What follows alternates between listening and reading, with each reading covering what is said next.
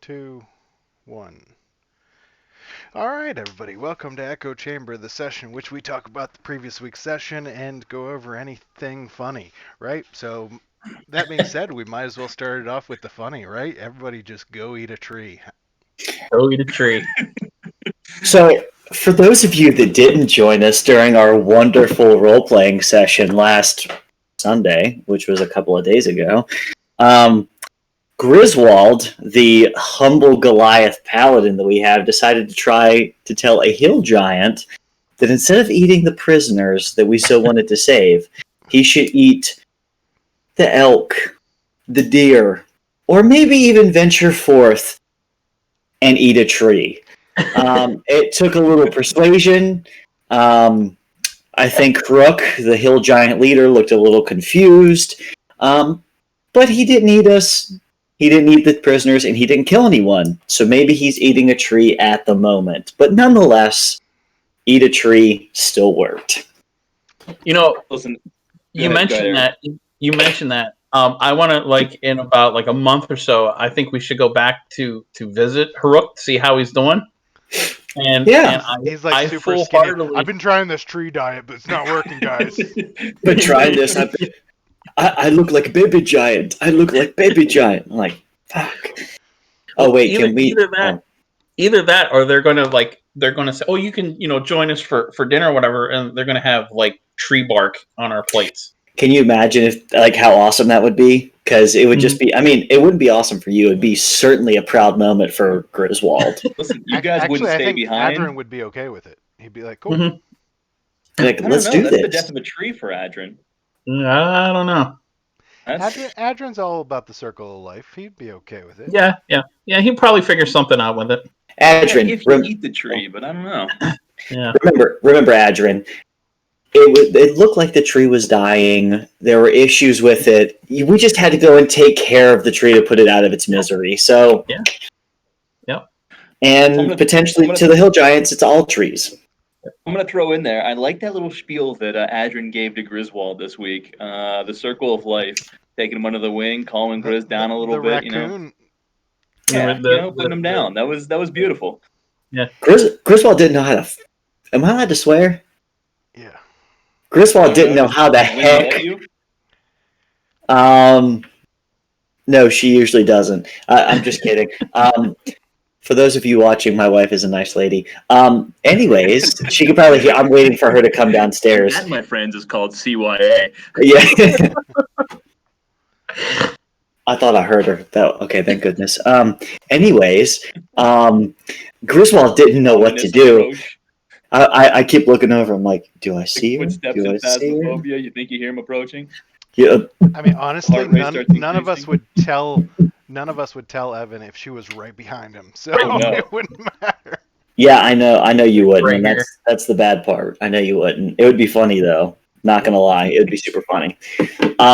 Griswold didn't know what to do with that because he had an internal conflict of she was definitely gonna die, but he just wanted to save the prisoners. But overall, the prisoners were saved anyway. So it's kind of like in the moment he's like, Amric and Reed were douches, but overall we saved them. So I mean, let's talk. Were they? We'll work it out. Were they douches, though? In Griswold's mind, in the meat of festivities here, yes, they were. But afterwards. But why? Griswold was just angry. All right, in the moment, he's like, "This is going to be the way that we're going to now save them." But afterwards. It was more of a tense moment where he's like, oh shit, the prisoners aren't going to be saved. Griswold, by the way, for everyone that's watching, prays to Gabriel the Archangel who gave him his paladin powers, and Gabriel basically said, dude, you need to save those prisoners. So when Griswold thought it was all over, it's a very tense moment internally.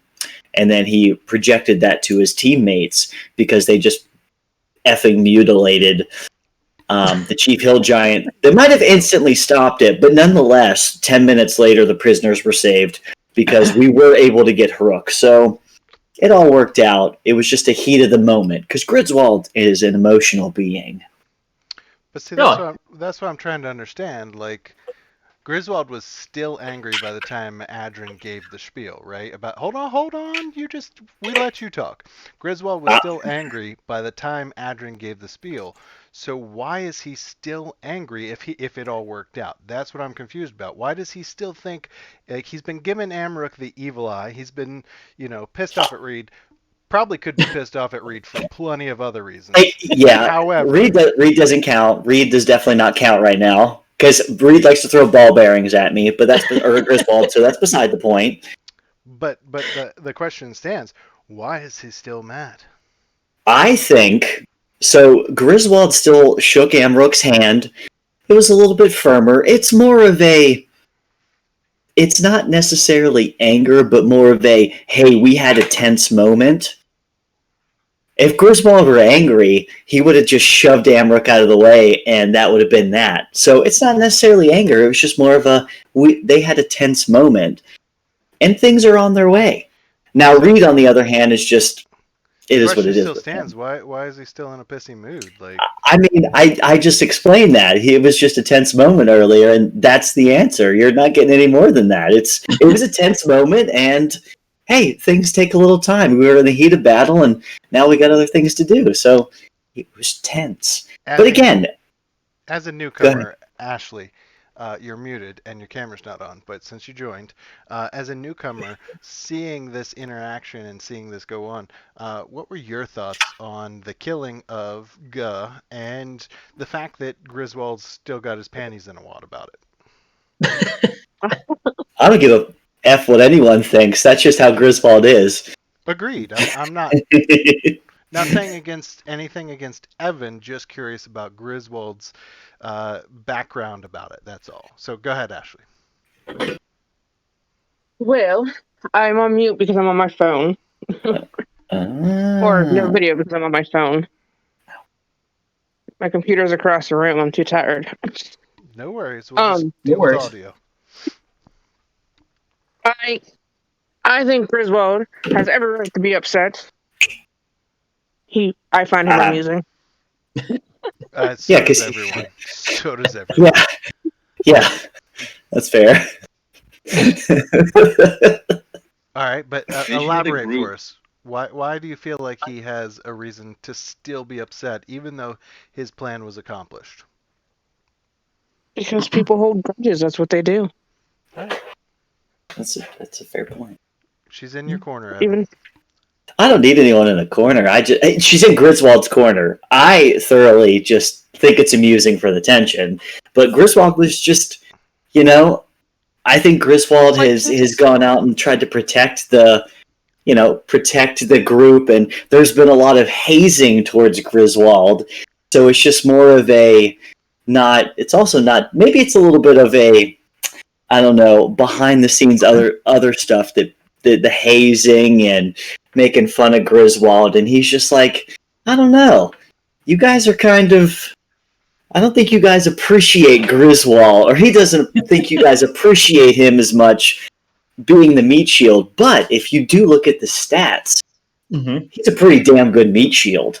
Yep. So I don't know. That could be an underlying factor. You'd have to talk to Griswold about that one. That's just my assumptions, though. I think you guys are going to push Griswold so far that he decides to join his giant lineage and take the other side.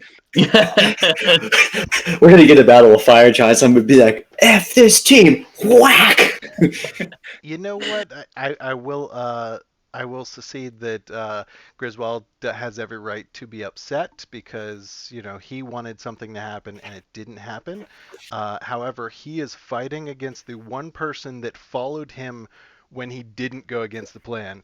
I'll point that out and we'll go on to the next thing. So you sucker, you. So we'll talk about a little bit of logistics next, just to ease the tension there from Griswold.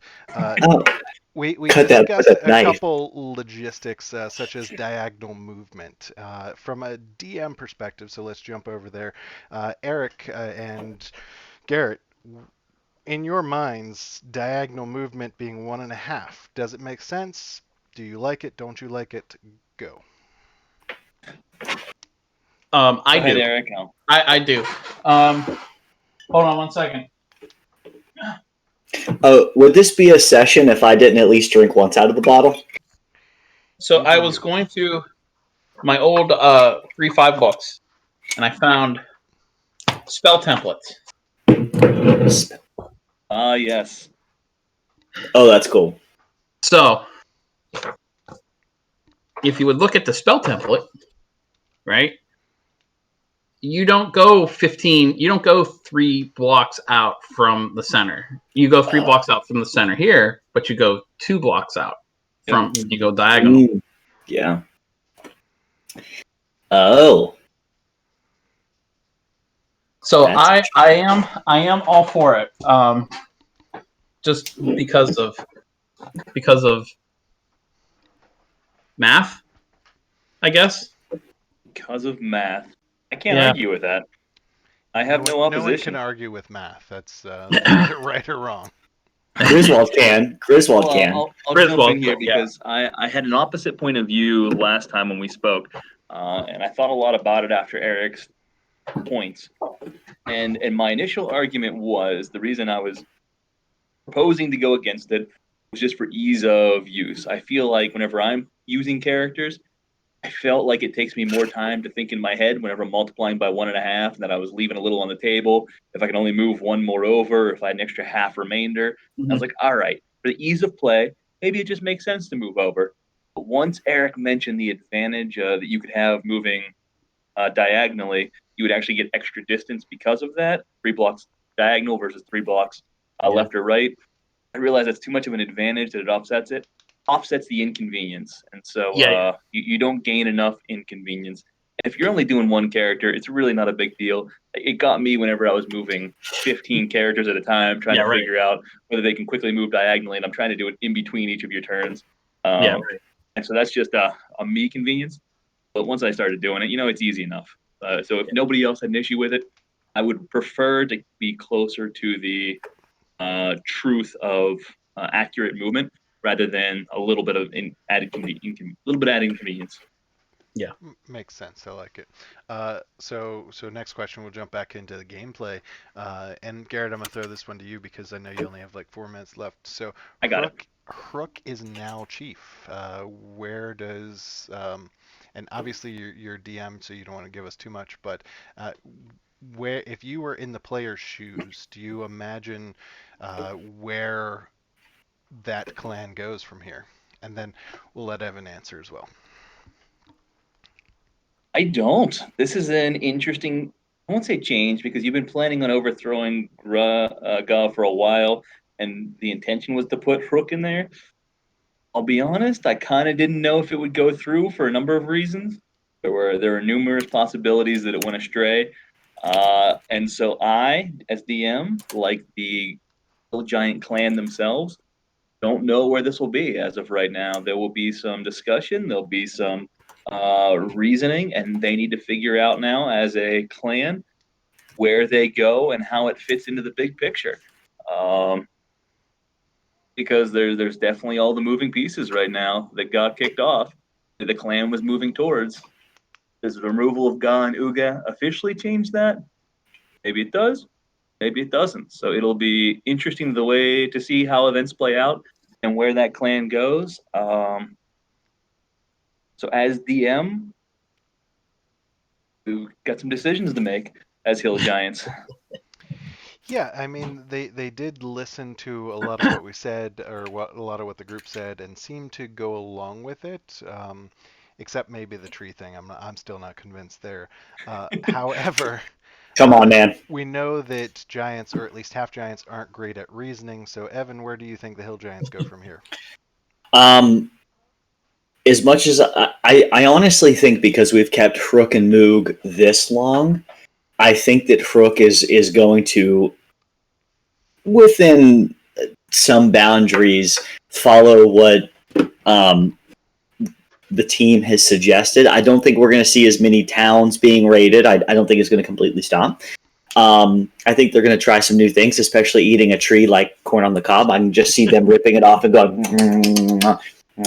like I see that happening. It's like, what is this? It's an acquired taste. We'll tell them that next time. We'll tell them to like soak it in some kind of alcohol. That'll be funny. I digress on the tree part.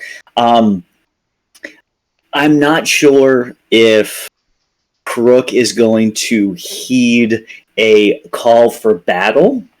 That'll be an interesting one. But it would just be awesome if I'm envisioning we're in a battle with a bunch of hill giants and the team's going to be TPK'd and Siddle had sent a message like, Rook, we need you and your team. And then over the hills of battle and bloodshed through the dawning of the sun, Rook and his hill giants fall over and they're like, baby giant in trouble. And then they just come hurling boulders. That would be pretty baller. Just throwing that out there. And please, DM, don't do that because I'm gonna shit if we almost TPK because of that. I don't know if he's gonna heed the call of battle though, so that's gonna be an interesting thing. And I don't know.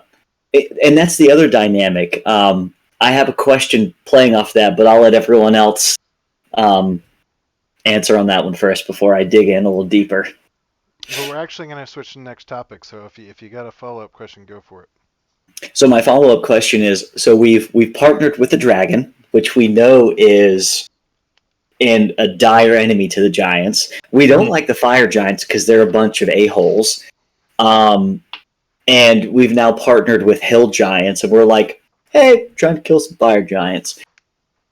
What happens when we go against fire giants, we call a dragon, hill giants, and everyone's just balling together? What's the dynamic? I mean, I'm curious about how that's going to play out. Eric, would you like to take that one? Yeah. Wow. Or do you think it's unlikely to get all three of them in there? Well, I mean, it could happen. I mean, it's like the Battle of Five Armies, right? Yeah, exactly. So I don't know. It could be interesting. Like, do we try to kill do we end up trying to kill the dragon? I mean, beside the fact that we've already talked about doing that regardless, but like, if we get the fire giants out and Rook and his team are like, oh, hey, there's a dragon, this is bad. Oh. I mean, I know which side I would. I know which side I would go.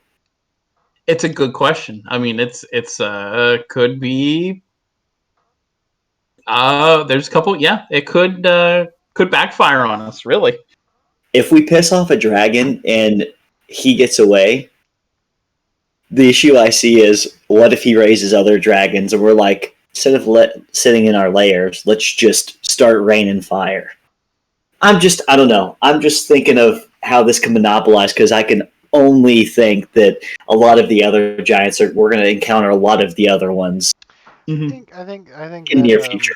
That group of giants or dragons is very territorial, so I don't think we have to worry about that. They could be on the lookout for a baby giant and some other travelers and be like, yeah, I'm going to shoot some acid at you. I don't know. I mean, most dragons would probably do that anyway. But anyway, great point. I think it could go several ways. I mean, who knows? Maybe the crew decides, hey, let's take these hill giants up here and help take out the dragon together, or vice versa. We don't know at this point. So it's just going to be a matter of going down one road until things become clear. And I think the bigger question here that none of us have really asked is it really the fire giants in charge, or is there someone or something else, organizing, masterminding these fire giants and possibly even other giants into it? I mean, something killed the Storm Giant King, right? And we haven't really dove into that yet, but I think we'll get there. Yeah, no, that is the mystery, right? Like I guess the overall, like our group, the focus is the Vonnegut and the whole stopping of the fire giants. But I think you're right, in the background there's something else going on that I think we're going to find out. Yeah, I mean, you don't just go as 2,000. Garrett sits over there stone faced. You just don't go thousands of years with it not being seen, and then all of a sudden the fire giants with a low intelligence are like, we should get it back. No, something's masterminding. Something is the puppet master, and nothing is fully clear. So I think the group is just allying with whom they can in order to allow things to become clearer and then make some decisions. I'm going to throw a heavier question. What if we've killed all these fire giants and they're just being played at the moment? What if someone's toying with them? They didn't really kill the Storm Giant King. There hasn't really been a battle with the factions, the Lord's Alliance, and stuff like that. What if someone's toying with them and the fire giants are the ones that actually need the sympathy? No? All right. We witnessed the fire giants come into town and rip through town, and we battled them. We know that hill giants go into towns and raid them as well for for food. I don't know. For food, to try and overtake the fire giants, or for all we know, to align with the fire giants. We don't know that yet, but that's a fair point. Yeah. I'm going to throw the DM in here. The fire giants just meandered into town and dug a hole.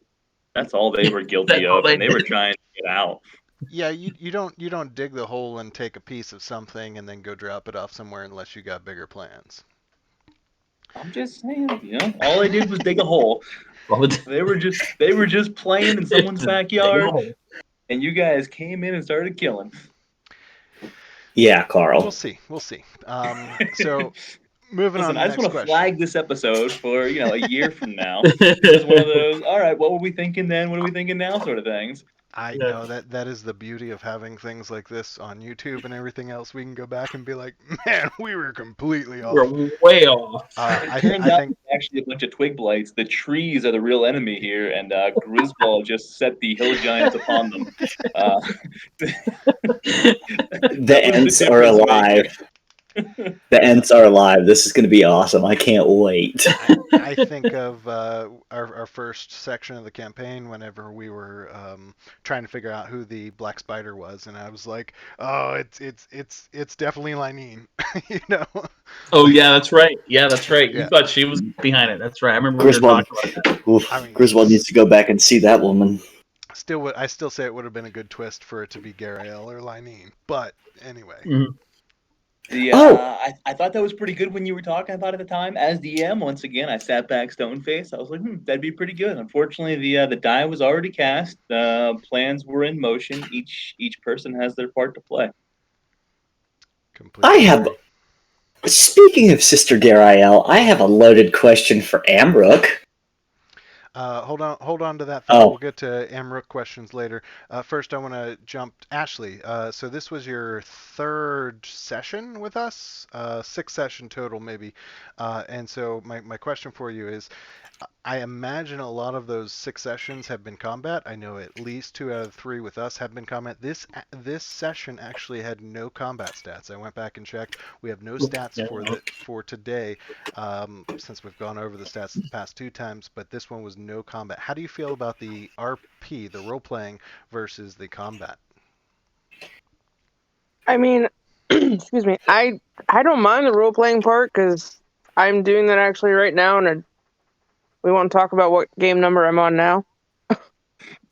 But shush, Garrett. But no, I don't mind the role playing part. It gets me more familiar with everything.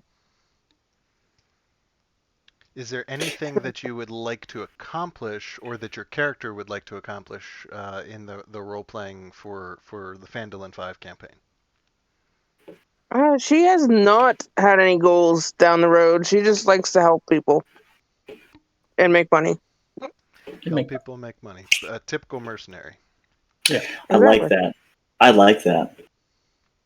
She's not evil. I mean, she likes money, but most people she thinks are evil, so she just wants her money. Right, but you would say her motives aren't just monetary. It would be, a combination. She wants to, of course, raise her status. In order to raise her status, she needs money. She wants to help others. In order to help others, she needs to raise her status. Cyclical. Yes, yeah, that sounds about right. Makes sense. For a DMG, because I don't know how much longer we have you. How does that role playing work out for you? Because I feel like when we role play, a lot of times you just kind of sit back and fold your hands. Yeah. Because I mean, that's the easiest session for you. They are the easiest and the hardest. I'll say they're the easiest for me to actually do in the moment to an extent, just because I don't have much set up. There's not enough going on behind the scenes, so I move the least. I have the least going on. But also, I personally, as a newer DM, 1 year into this thing, still struggle with the role play a little bit because I have a very in-depth background for a lot of these characters on the other side, and or the pieces, the whole shebang. So I worry very much every time I have to role play somebody, whether one, I'm true and holding true to their character. Am I giving away too much information yet giving planting enough seeds? Am Mm. I do I say the wrong thing that's going to throw off something for later? So I worry a lot about that, especially whenever I have to play multiple characters. I don't shift the mindsets very quickly. I would say the second part of it is I worry just to keep everybody entertained. The role play sessions are good, but it's really tough to try to maintain a decent balance of tension and yet you know interactive gameplay without everybody getting bored. So I do worry about that the entirety of the session.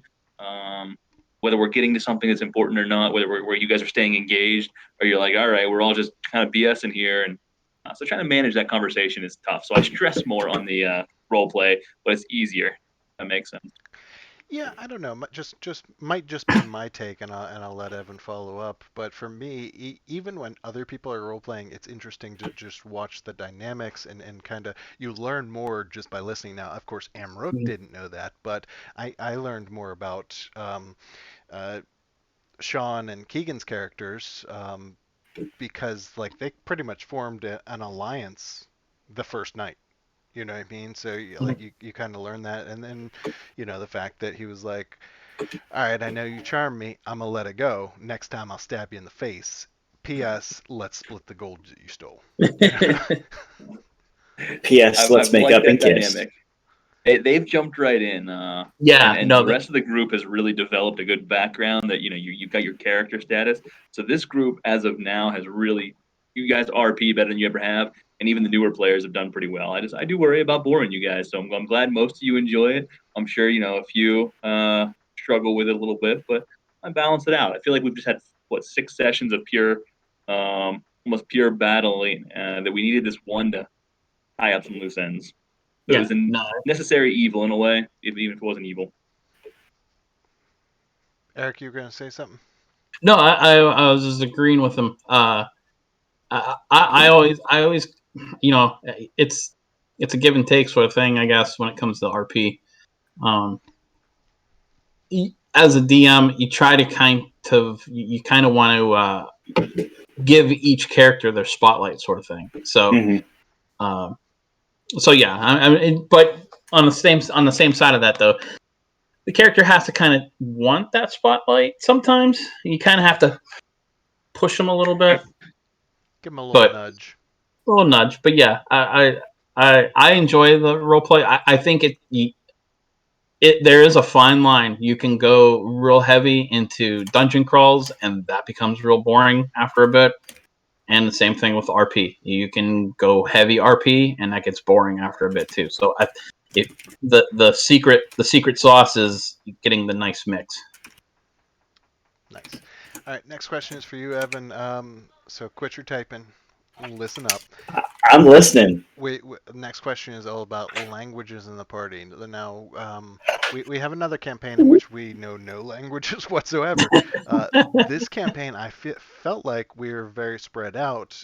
However, we only have one person that knows Giant, and we're facing a lot of Giants. So my question for you, Evan, is that a lot of pressure for you? Like, do you feel that, like, in game, like, holy crap, I feel like I'm going to say the wrong thing? Like, what do I do? What goes on in your mind? What goes on my mind first is that it's no pressure because it's not Minotaur, but that's beside the point. For any of you watching, Griswold also speaks Minotaur, and one session that I was out, they happened to run across a Minotaur, but we'll save that for later. Yeah, it definitely does. So I have an internal conflict between Griswold and myself because I don't want to say the wrong things.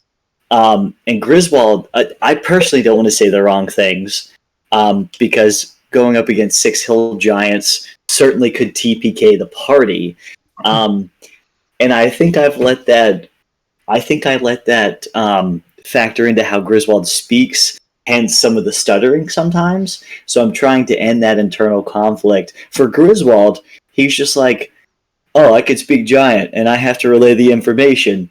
And Griswold's not necessarily the most charismatic player yet, but for Griswold, it's all right. For me personally, I just don't want to sound like an idiot, and in turn, Griswold usually sounds like an idiot. So yeah. So is that the reason that you almost tried to play whack-a-mole this past session? Yes. Yes. That's 100%. Literally 5 seconds or before that, we talked about it. We were like, listen, we're gonna tell them, we're gonna hold up their shit. We're gonna say, listen, we killed your people. Back the fuck off. It comes to Griswold's turn, and he's like, I'm going to wait for someone to come in melee range, and I'm going to hit him with this gavel. Yep. Yeah. I got caught up in the moment, and that's generally what happens, is Evan personally becomes nervous. Okay. That makes sense. And I, not being the giant myself, I don't know how that would be. So I would be interested to see how other characters would deal with it if, like, let's say, we came to a clan that only Siddle spoke the language of. I would be interested to see how that goes, Yeah, because a lot of characters can just sit back and, just hang on while I have to chat. And I think because of some of the hazing early on, everyone expects Griswold just to mess up. And Griswold's catching on to some of those things, but I'm just. I mean, I think. How does Adrian feel about this? Because Adrian at one point told Griswold what to say. He was pretty much put his hand up Griswold's butt and used him as a puppet. How does Adrian feel about Griswold's fumblings? We'll say. At that point, he was getting I don't want to say frustrated, but he was getting a little concerned because he saw all the hill giants that were coming in, and we need to get to Haruk, and we need to make sure that we are on wave the white flag sort of thing. There was a point that I was actually going to say, everybody put your weapons down, just yield to them. Even if they take us prisoner, we could probably escape. But it wouldn't be a bad backup plan. Yeah. Anyway, I digress. Adrian doesn't get so much frustrated. He just wants to make sure that everything goes correct.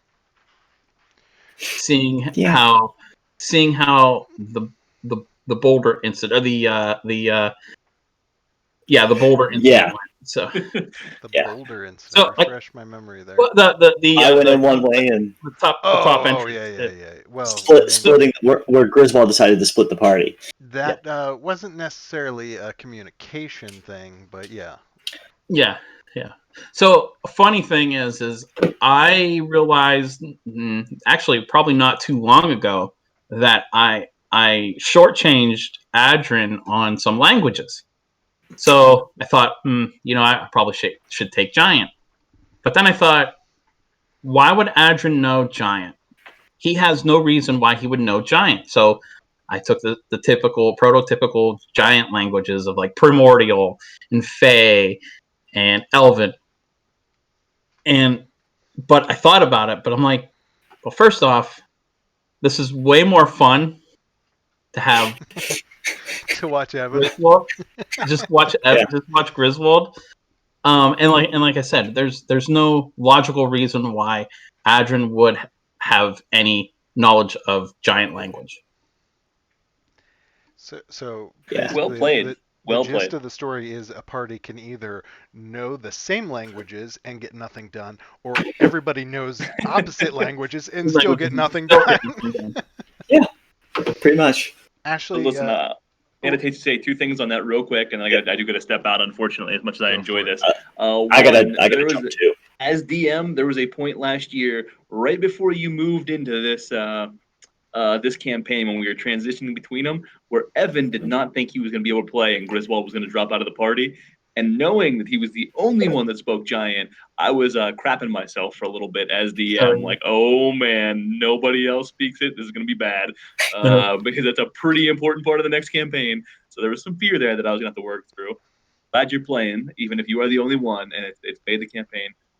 Two, I'm just going to throw this one out there, and then I'm going to duck off. I am the thing that surprised me more than anything else about this last session is how easily you gave up the gavel. Oh, my gavel. Yeah, I know. Here you go. Yeah. Honestly, I'm gonna follow that up with I thought Griswold's part of his character flaw is he had an obsession with magic items.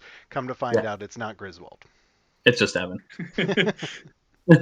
Griswold can carry a lot of items, and I just thought since I'm carrying the bag of holding that it would be useful to carry tools for my team members and other people we may find along the way. Although magic items are pretty awesome.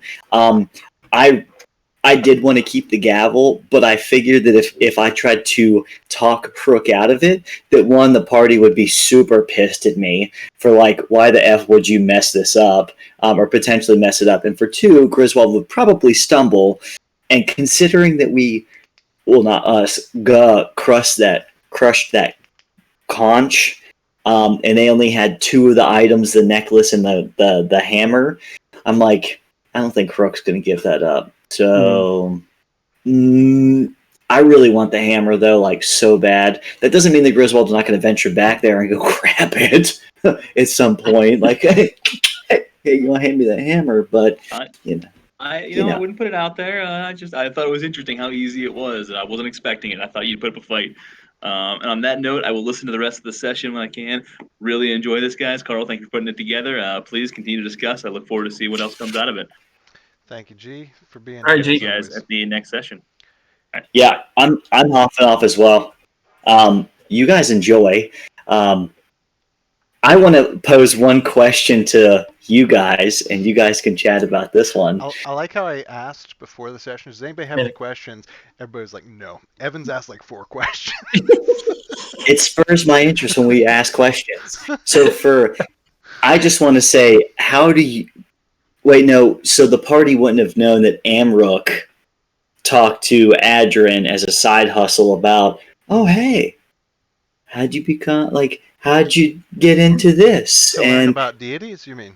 Yeah, deities and teaching him and things like that. So we wouldn't have known that. Me personally, I thought it was an interesting character dynamic, but I'll leave that one be because I got to jump. But that was very interesting because I don't know. Amrook has always been a very good leader and more of a upfront fighter, and to consider a change in that direction, it was quite intriguing. No one said anything about a change just because you start worshiping a deity. I was just adding. I was following a couple of breadcrumbs and maybe putting a couple down myself to say I think he's going to go this way. Maybe that's just me personally, but yeah. So which way? What do you think he's going to do? I think he's debating on how looking into something else could benefit his character substantially. I don't necessarily know what that is yet. I think Amrook has been set or it seems like Amrook, because we don't necessarily know a lot about Amrook, but it seems like he has been set in one direction, and for him to start asking about that, it seems like maybe he's I can kind of go in that direction, but maybe veer this way a little bit. I don't know. I think he might just be reading too much into it. He's still up front fighting. Well, I mean, we'll see how this next battle goes. But I'm not saying you're not going to be Amrook's not going to be up front fighting. I'm just saying that if you added another characteristic or Amrook added another style to himself, considering we haven't leveled up yet, and that's going to take a while. I don't know. I'm just thinking that maybe something might come of it, but that would go against for what Amric has done, that would go against a lot of things that we thought we knew, or at least Griswold thought he knew about Amric from being a focused in a single direction. So I don't know. This is very maybe Amric's going to be super methodical, and we're going to be like, oh, and then I think you're being too binary about it. It doesn't have to be one or the other. You can go in the gray and still be going the same direction. No. You didn't catch it. I said you still were going this way, but yeah, we can like veer off course, but still following in the same direction. I don't know. I think something. I think there could be a change. Or maybe next week he'll have a conversation with Siddle about all the books that he has. That would be funny. And then he's going to be like, hey, Grizz, about that paladin shit. What's that about? And then I'll be like, all right, my plan's gone to shit. We'll just have to see. Yeah. We got quite a ways to get to our journey, so we'll see. Yeah. All right, on that note, I got to jump, but this has been awesome. So please, can you send the invites like this, just so I remember? And, dude, this has been awesome. You guys are great. This is fun. Thanks for dropping by. We'll go over a couple more things if you want to listen in later, but thanks for dropping in. Later, man. All right, Eric, give me 1 sec to fix some cameras, and then no problem.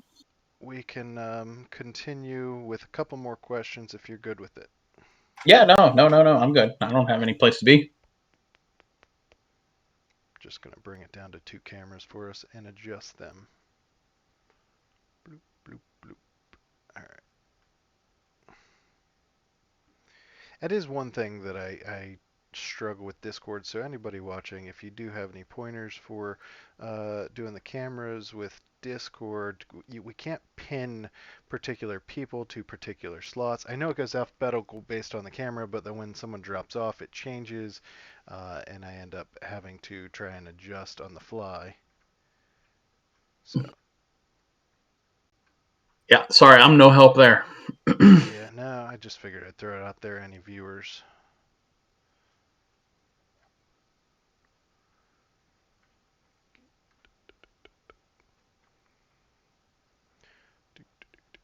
Right, almost there. Sorry. That's okay.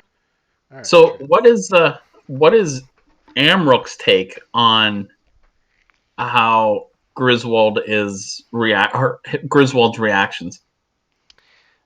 Confused. It's very confusing, and that's why I was trying to get out of him. Because you think about it, his sole purpose was, we got to save the prisoners. You know, we got to go in here, and he was with us up. You know, let's take these 2 out, put Haruk in there, save the prisoners. We're good. He even mentioned the prisoners like 4 times, and that one change didn't change that plan at all. It was just whatever took over between Reed and Amruk to kill Guh.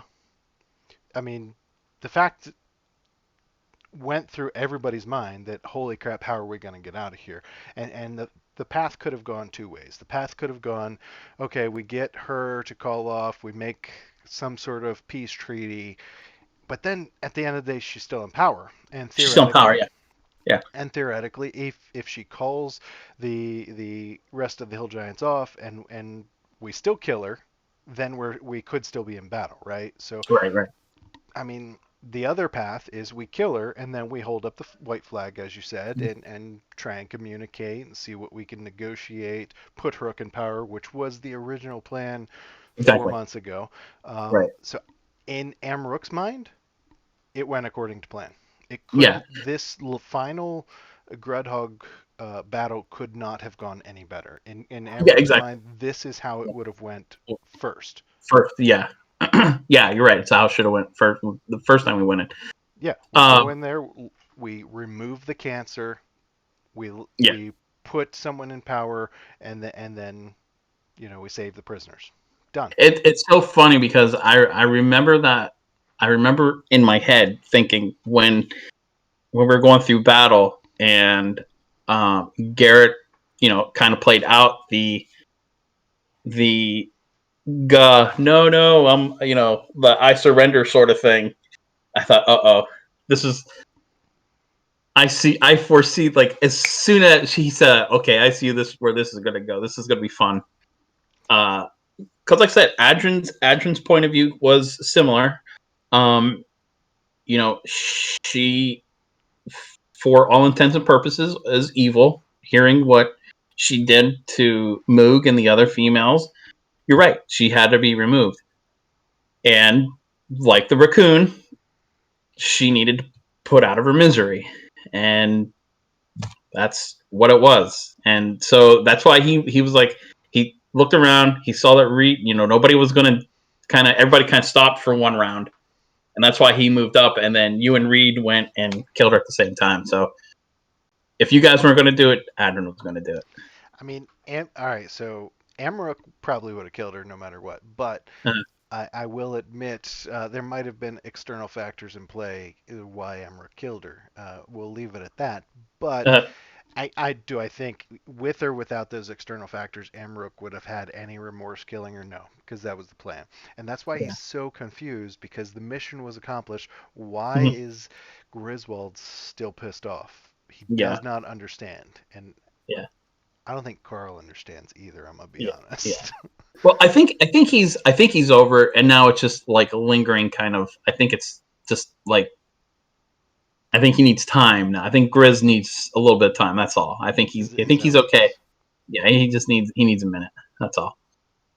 All right. I mean, makes sense. Yeah. I would like to get Reed's take on it. Yeah, I would too. Well, I think Reed probably is just like, I don't give a fuck. Yeah, that's exactly how I feel too. Reed's like, I don't care. Yeah, exactly. Yeah. The plan was kill her. We killed her. Job done. Yeah. In Reed's mind, it's clean and it's there. Yeah, yeah. Yeah, no, I think it definitely created some animosity within the party, at least for a little while. Interesting. Not saying that's bad. Not saying that that's bad. Honestly, that makes party. That makes the stuff fun. Really, I mean, you can go extremes. You can have that one character that's he's the necromantic evil cleric or something like that, and you have the rest of a neutral good party or something like that. It usually ends out bad. But when you have that party different point of view sort of thing, it's always interesting. It's always fun. Yeah, I can't say personally I enjoy the animosity. It always makes me feel like I'm playing defense. But I get it. It does add content to it, and it does add interest to it. I don't know. We'll see how it pans out, and then I'll give you. We'll come back to this episode and be like, yeah, no, you were right. It worked out perfect. So we'll see. It's kind of in sports when you have two good players at a position, you get the what do they call that, internal not internal conflict. So they kind of push each other, Yeah. Competitive, internal competitive competition. Yeah. That's what I was going for. Yeah. Okay, I see it. We'll see though. I think there's just a lot going on, a lot to process. Like you said, I think people just need some time, and then we'll get back into the groove. Hopefully, I think there's a lot of thoughts, obviously, in Evan's mind on where other people are going, and so we'll see what happens there. Yeah. What was I going to say? Next question for Adrian is you went to heal this farmer, right? And he just all of a sudden freaks the F out. No, that was the berserker.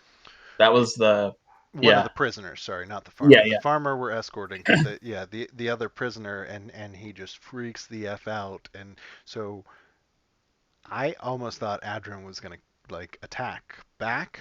I didn't know what was going to happen. So in that split second, what makes you make the decision of back off, let him freak out? That was not the time and or place.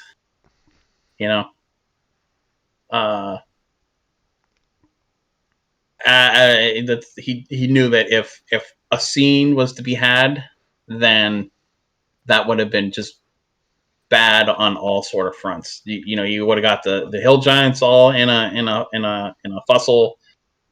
There's these kids that are sitting right there.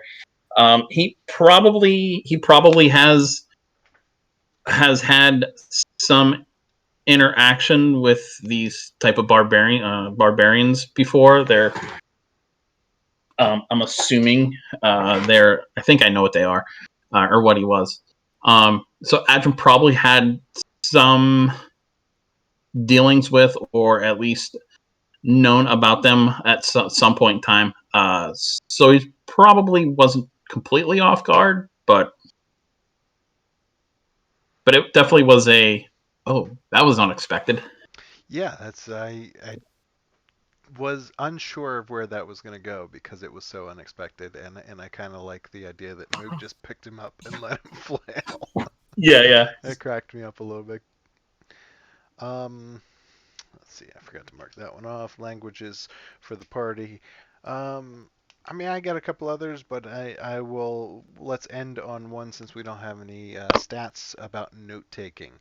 You and I had talked a little bit about note taking, digital versus notepad, pen and paper.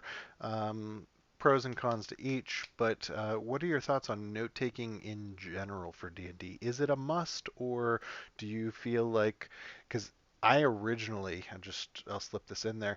I originally thought, no, I'll remember most of it.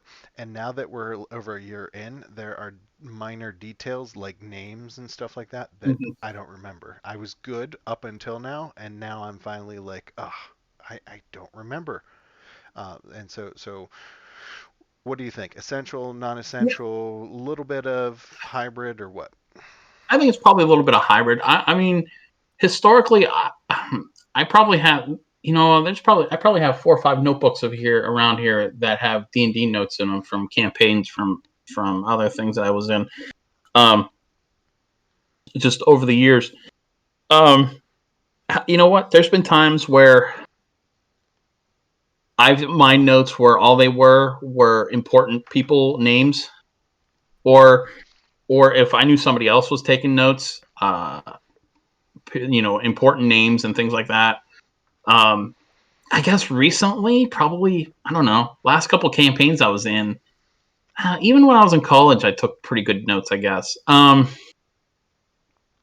I used to, when you're at a table, it's easier to just jot it down in a notebook.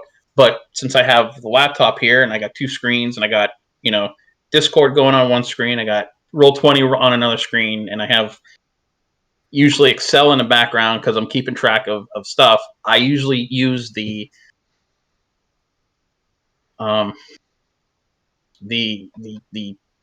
functions within inside of Roll20 to keep notes for Roll20.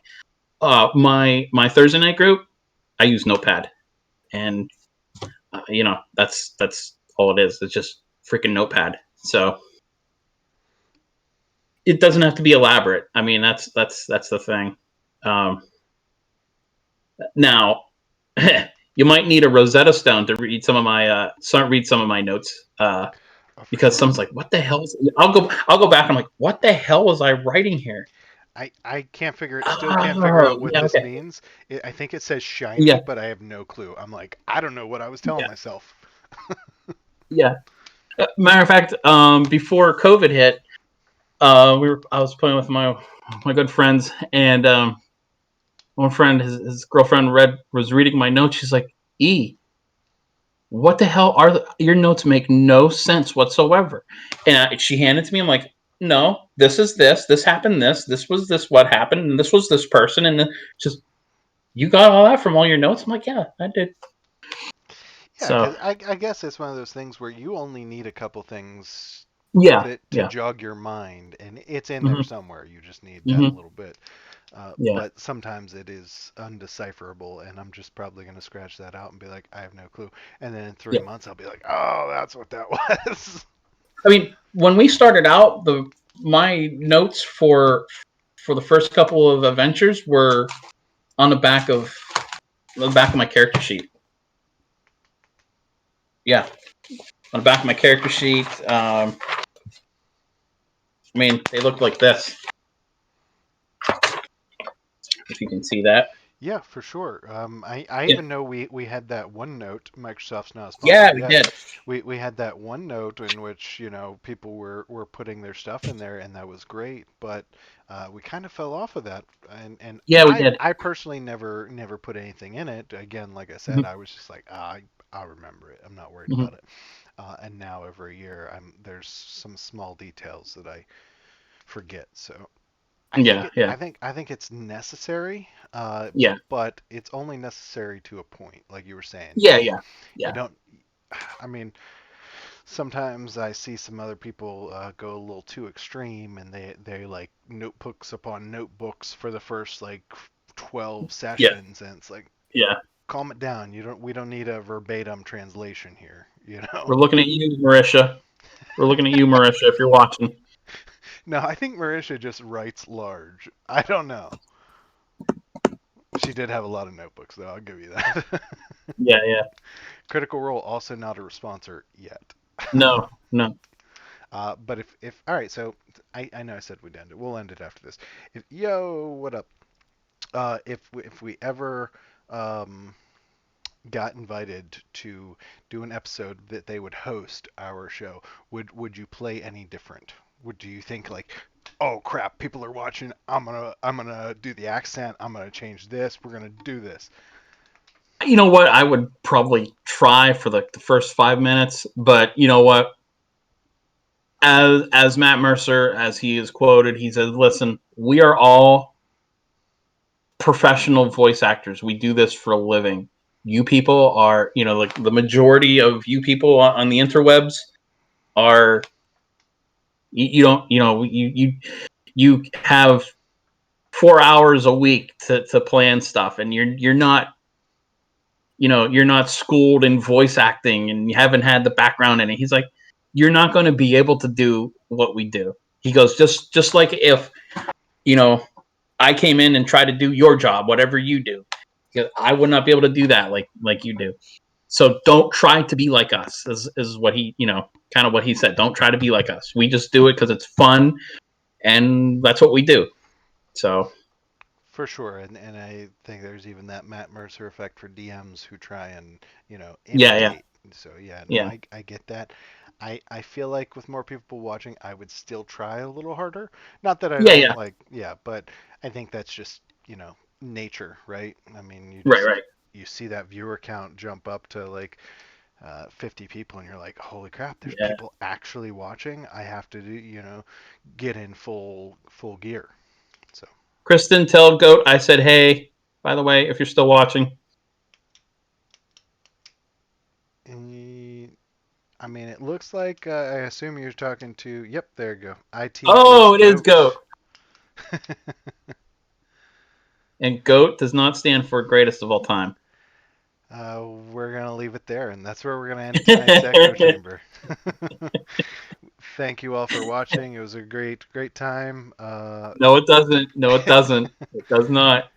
It was a great time. We had a couple extra people, and hopefully, if we can get a session worked out this weekend, you guys can join us then. Thanks, everybody.